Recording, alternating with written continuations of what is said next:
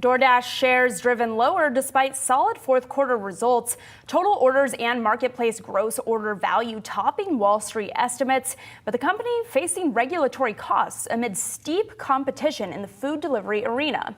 Here to discuss this and more with us is Fox Advisors founder and CEO Stephen Fox. And Stephen, thanks so much for being with us this morning. I'm curious your thoughts about what's going on with Dash here, because the stock is down this morning. I wonder if you see this as a buying opportunity, or is this a shorting opportunity if you believe that this stock is going to continue to tumble?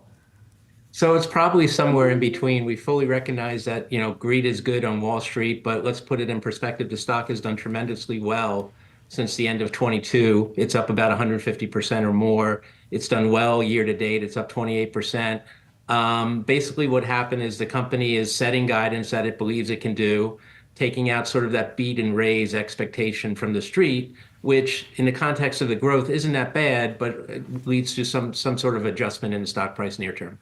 And Steve, I want to ask you, because when you have this revenue beat, but obviously still not getting rewarded here, but as we hone in on this, gross order values expected to reach between 74 billion and 78 billion. That's up from a year earlier, 66 billion in 2023. Do you think the stock is being unfairly punished on this? And is some of this about the softer consumer as well? So the sensitivity around that is, well, one, first let's recognize this is a massive number, and the company has built a huge business in the US and now starting abroad too. But the growth is going to slow a little bit in their expectations. So from the high teens in GOV down to maybe exiting the year at a low teens type of growth rate, still very attractive growth for these levels, with optionality down the road for reacceleration as they get bigger in things beyond restaurants, as they've been working on. So talk to me about the area in which you see the most expansion for Dash moving forward. I know that in your note you talk about international. I'm curious if you think that that's going to be the biggest potential movement for them in terms of where they can get more profit moving forward. Yeah, so they're very underpenetrated internationally. They also bring to the market, especially with the acquisition they did of Volt, they bring to market, I think, better expertise in terms of managing the logistics and the micro logistics of restaurant delivery. On top of that, we wouldn't discount any of the new verticals that they're going into, especially since they're looking to do that internationally as well.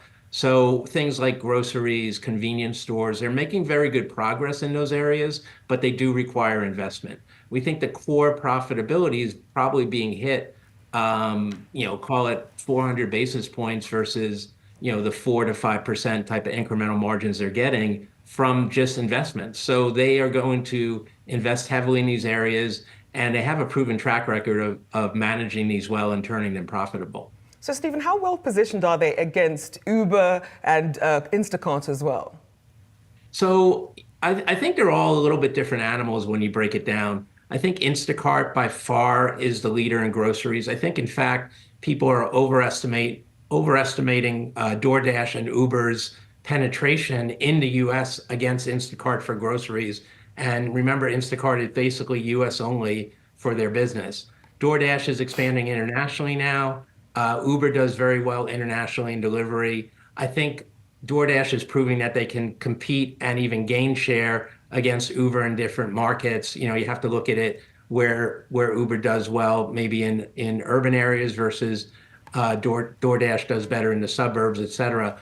But they're definitely going to hold their own. It's a very well-run company, but I think there's going to be differences you're going to have to consider going forward. I mean, in the grand scheme of things, we've been very much more bullish on Uber the last year and a half, 2 years, and now we're looking at Instacart saying this is an undervalued asset.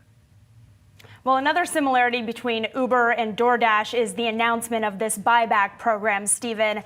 I'm curious if you think that Dash's buyback program was a little bit of a shiny object saying, hey, look over here, don't look at our bad earnings print, versus Uber's, which may have been a little bit more about solid cash flow. What's your take on that?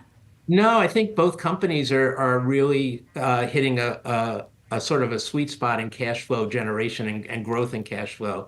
So I think while DoorDash's number might be smaller than Uber's as a percent of market cap, et cetera, it reflects that they're growing free cash flows. And in fact, they probably could buy back more stock than what they're saying right now. They're talking about $1 billion. We see opportunity for the cash flows to be even better.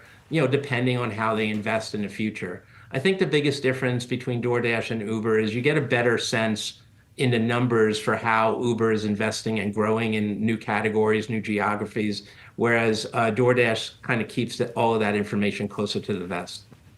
Really important context there, Stephen. Thank you so much for joining us. That was Stephen Fox.